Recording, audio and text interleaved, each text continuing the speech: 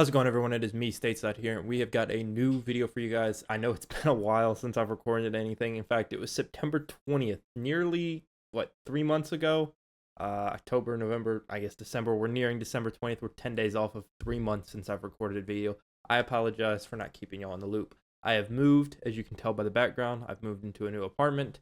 I've started a new job. I'm not going to get into what that position is, but we are going to get back into the video making here, sparingly here to end 2023 and into the beginning of 2024. I'm still settling into this current position that I'm in, and I've kind of got a break right now this weekend, and I wanted to take the time to talk about Arsenal versus Aston Villa, so I don't want to waste y'all's time anymore getting into those details. If y'all want a full life update video, I might make one, and I can go into detail about things like that. But without further ado, let's go ahead and get into the video itself. Arsenal versus Aston Villa, of course, was this weekend. Arsenal lost 1-0. Our away form has gotten worse. We played Luton Town during the week and conceded 3, and now we've conceded 1 to Aston Villa.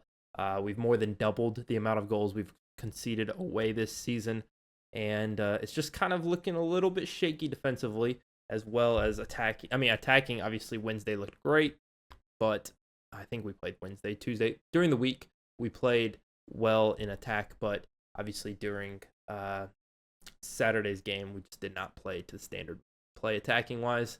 So we're going to talk a little bit about that, and we're also going to address the question, should Arsenal be worried? Should Arsenal fans be worried or concerned about the drop in the drop points here, dropping all 3 points on the road at Villa, a place they have not lost since February of this year against Arsenal, when Jorginho scored the winner. Well, technically scored the winner, if you want to say. He hit it off the crossbar, it hit Emi Martinez, and then it went into the back of the net, where we took all 3 points at Villa Road, or Villa Park. I don't remember the name of their stadium. I should probably know that. But anyways, without further ado, again, should Arsenal be worried? My answer is no. I don't think we should be worried at all. Our manager spent the entire game in the director's box. We made a lot of mistakes I believe do not happen otherwise. I think if Arteta's on the sideline, he brings a little bit of different presence, obviously a little more vocal leadership from the touchline than we had in that match, and I think that it offers a lot to say that, and I think he brings a lot more to the table on the touchline, obviously, than he does in the director's box. Should we have done better? Yes. Should we have gotten points there? Yes, I believe so. I believe we should have at least taken a point off of Villa, and we'll get into some of those things here later, but continuing, however, I am concerned. I'm concerned for our finishing. I think there's a lot of chances we should have put away, regardless of penalty calls or a handball call late in the game. I think there's a lot of chances we should have had that we should have scored. That doesn't take away from the fact that the refereeing was brutal to watch. I think that the refereeing decisions in that match were just absolutely abysmal. I think that Jesus was fouled in the box. I don't see how you missed that one. Then you've got Matty Cash. It goes off of his arm, and then it hits Kai Havertz's chest, and then bounces into Havertz's arm. And then Nketiah is the one who finishes that. Whoever finishes it, probably the hardest part to tell. But I don't think it matters. I think that should be again a penalty against Villa, as well as the Jesus foul. And then, those two decisions could have meant 3 points, or it could have at least meant 1 point for Arsenal here in to take back home to London. Where do my other concerns lie in the future? I think Odegaard, I think he's a little low on confidence right now. I think he's missed a few sitters in this game that just need to be scored. I think he's had a few chances as well that he just has missed this season, where last season I think he scores them without any issue. I think another issue we're kind of seeing in the way the team is set up, not that I have a problem with the way the team has been set up. I think our 11 in that match, bar Tomiyasu starting, I think is probably one of our better 11s. Obviously, if you want Thomas Partey to start as well, he's another option there. And Urian Timber, if Arteta prefers him over a Ben White, then of course that's another player we can discuss in the lineup. But I do think with the current 11 we have, I think that's probably our best healthy 11 that we put out there this week. I do think that the issue with that lineup is that Odegaard and Havertz are occupying a lot of the same space. I think it could potentially lead to a big issue there, where you've got both players kind of doing the same thing, and then they kind of bump into each other, and then it's like, okay, now we're both covered, and neither of us have space to really do anything because we've got an extra man here in between us. being each other. I think the other issue that I saw in this matchup, obviously Villa playing a much higher line against Arsenal. I think that Zinchenko coming, he had a lot of time in the midfield, a lot of space, and he just never played the over the top ball. We never saw him, maybe once, twice, and then there was another time where he plays it and it was late and it was offsides. And those are just opportunities where if they're playing that high line, take advantage of it. We've got so much pace in Gabriel Martinelli, and he's on your wing. He just needs to look at you and just run.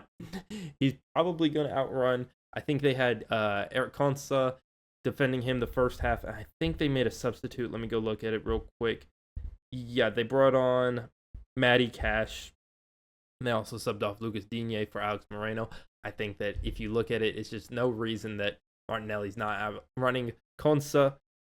But without further ado, let's move into the next position, which is the wingers. It goes hand in hand with the Zinchenko issue. Both needed to make more runs in behind. They looked very timid making runs. They wanted the ball at their feet. Especially Bukayo Saka. There was a lot of times he's calling for the ball at his feet, and he just, if that's going to happen, Lucas Digne is going to go and he's going to commit a foul on you because he just doesn't want you to have the ball. You've got to go out. You got to just make the run in behind.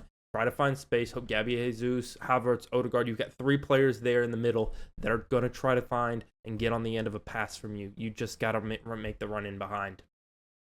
Moving on to things that I do like and I am excited for going forward. First one, Kai Havertz. His confidence is through the roof right now, I think. I think he is so much more confident in this Arsenal team than he ever was in any Chelsea team. I think he's not afraid of a challenge. He's not afraid of a fight. He wouldn't have come to Arsenal if he was afraid. He would have went back to Germany. And then, just look at the Martinez moment. Maybe say whatever you want about him and say whatever you want about Martinez, but just standing up for himself and having that moment where he's like, hey, I'll take you on. Like, I don't really care type thing. Showed a lot, I think, of Kai Havertz and the confidence he has. If it was another, 2-3 months ago, I think maybe he's a little timid in that moment, but he didn't care because he's scoring goals now, playing a lot bigger part in this Arsenal team. Another obvious moment I'm excited for, Declan Rice. I mean, Declan Rice has been world class for Arsenal. I think that we got a bargain at 100 million. We got a bargain at 100 million, and that just shows how talented Declan Rice is. I'm so excited to see what he does the rest of this season, especially in the Champions League. I think he's going to play such a major role for us in the knockout stages of the Champions League. Moving along to our third point about what I'm excited for. I'm excited for the January timeframe because looking at our January window, we've got Tomiyasu returning, Emil Smith-Rowe returning, Thomas Partey is supposed to return, Fabio Vieira is supposed to return. Timber is going to be back early this year, so he's going to be back maybe February, March timeframe. And then, of course, we've got a January transfer window. Who knows what we can do with there. Maybe we make a transfer up for a striker and true number 9, a player that can, put balls in the back of the net as we need him to, instead of having a winger that's playing kind of striker, which I think Gabby Jesus is much more of a winger and a creative player. I think he would be good for us, even if he dropped back kind of in a 10 and then Odegaard's playing as an 8 type thing, and then maybe Havertz drops to the bench, or him and, those 3 are kind of your, not saying a midfield 3 of Havertz, Odegaard, Jesus, let's be clear. But those 2 positions, the 2 higher up positions, and then Declan Rice or Thomas Partey at the 6 position. Of course, the last thing I want to talk about is our style of play. I think despite us not making those runs and those over-the-top balls, I think our style of play is much, much more fluid than it was at the starting point of the season. I think we're handling the low block significantly better.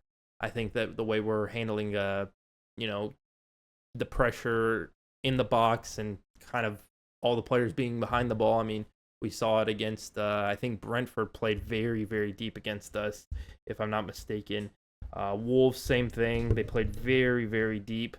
Even after we went up 2-0, I felt. Burnley is another one, but Brentford specifically, I mean, we didn't get the winner until the 89th minute. Brentford were playing for a 0-0 that entire second half, it felt like. I think that was just crucial points picked up there against Brentford, and I think our style of play and the way we're handling the low block has gotten significantly better over the course of this season. But anyways, guys, I've got a few video ideas here for the end of 2023 that I'm going to try to get done by the end of this week. Going in, I'm leaving town the 16th to go home for Christmas break from work. We're having a holiday break. And of course, I'm going to try to get some content out during that time frame as well.